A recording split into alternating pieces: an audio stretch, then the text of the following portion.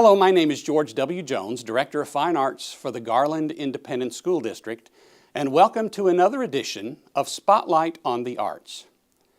One of my favorite segments of doing this show is a segment we call Teacher Spotlight. For this segment, I always try to pick teachers who have been with our district a long time and have made a real impact on the lives of children. And our guest today certainly fills that bill. I'm with Pam Taylor, the music specialist at Bradfield Elementary. Welcome to Spotlight on the Arts. Thank you. Let's start with a little biographical information. Where did you grow up? Where did you go to school? Where did you go to college? I grew up in Little Rock, Arkansas, and I began to take piano lessons when I was in the second grade. And believe it or not, I was one of those crazy people who absolutely loved practicing. Every afternoon I would come home and practice my piano. I began to just fall in love with music itself. I was in children's choirs since the age of 5 in my church. I started band in the 5th grade. I played the clarinet all the way through high school. I chose to go to Hendrix College in Conway, Arkansas, a small liberal arts college. They didn't have a band, so I had to become a choir member there at Hendrix. When I graduated, my very first job was a church job.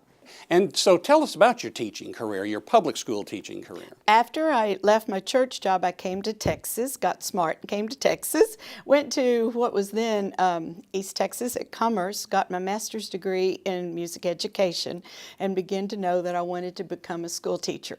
As I did my student teaching, I was in middle school and thought that that was the way that I wanted to go. But when my husband and I moved to Garland, I got to substitute quite a few times in elementary classrooms, and wow, I went, this is where it all begins. This is the most important base.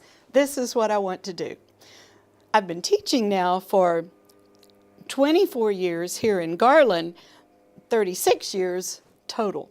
Man, that's amazing that you have been here that long, and we certainly do appreciate that. I understand that you have some family connections, both musically and within the Garland School District. Share that with us. I do. My husband is the only non-musical person. He does sing, but he doesn't really want you to know that. He's a high school math teacher at Lakeview. We raised 2 boys who went through the Garland schools. They went to Naaman Forest High School. They were both in band and choir.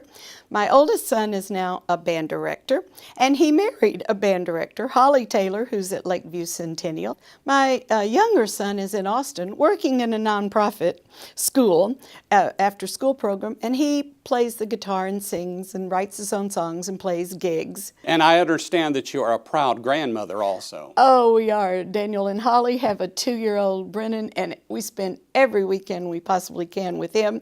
And as a famous person that I know once said, if I'd have known how much fun grandchildren were going to be, I'd have had them first. Yeah, they are a lot of fun. You have probably seen a lot of changes being in education and music education as long as you have. What would you say is the biggest change that has had an impact on music education in the public schools? I have seen many changes. As a matter of fact, so much technology has come along since in my 36 or 37 years. Boys and girls now watch a lot of TV, play a lot of games. What it makes for the music teacher is makes things more challenging. I have to keep their attention. Their attention span is not very long, and we have to be very entertaining. In fact, part of my philosophy of teaching elementary music is to make everything feel like a game, and I just sneak the learning part in. In addition to your work here at Bradfield, what other musical activities do you do outside of the classroom? Well, I have spent many years being an accompanist and a director for the Garland Children's Chorus. I've worked with Brenda Hass in Mesquite and then over here with the Garland Children's Chorus.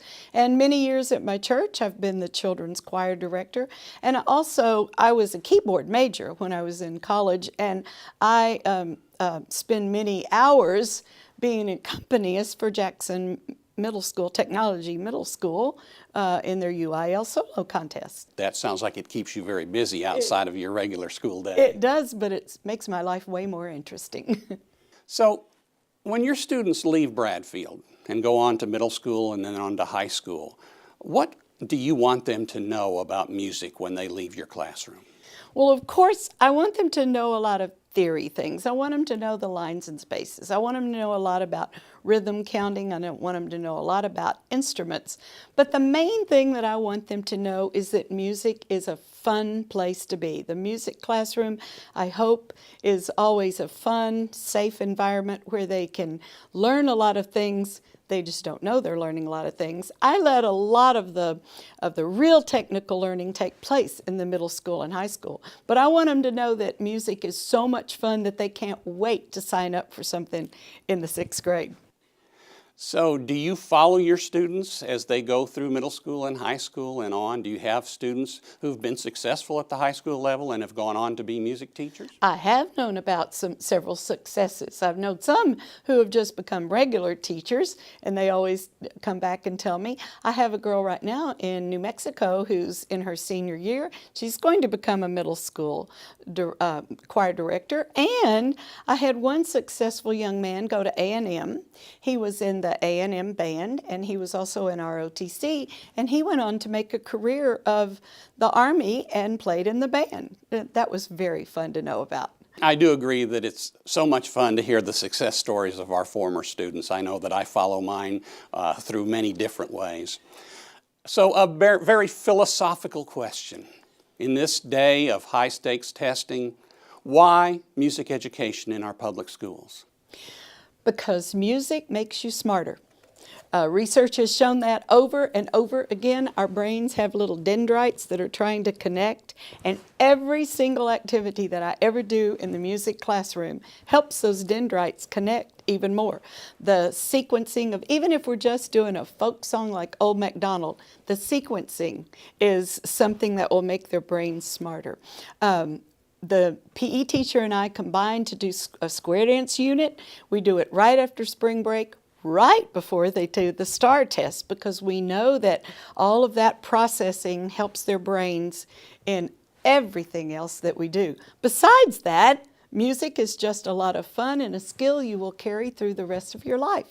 Well, Pam, it's been a pleasure visiting with you today. You represent the hundreds and hundreds of teachers in our school district who really do make a difference in children's lives. And as a music teacher, you are part of the reason that for the 5th time, the Garland Independent School District has been named one of the best communities for music education in America. We're very, very proud of that, and we're very, very proud of people like you who really do make a difference in the lives of our students. Thanks for being here today. Thank you. In earlier Spotlight on the Arts programs, we have seen the art shows displaying the work of our art teachers and our senior art students. Our GISD art shows continue at the South Garland Branch of the Nicholson Public Library. At the time of this taping, the high school advanced art show is in progress and will be followed by the Art 1 show. You can check the Fine Arts calendar for the actual dates. The staff of GRS-TV visited the elementary art show several weeks ago. Some of the work by our youngest artists is simply amazing. I'm sure that you will agree as we view some pieces from our elementary art show.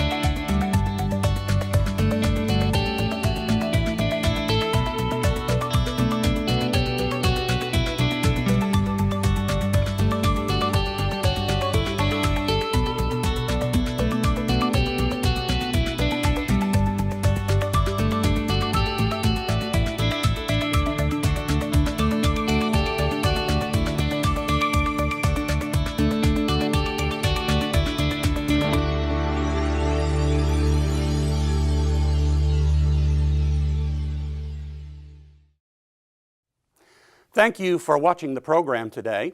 As always, I invite you to visit our website at www.garlandisd.net/fine arts. There you will find a calendar of events that are taking place across our school district. I hope that you'll join us again next time when once again we shine our spotlight on the arts.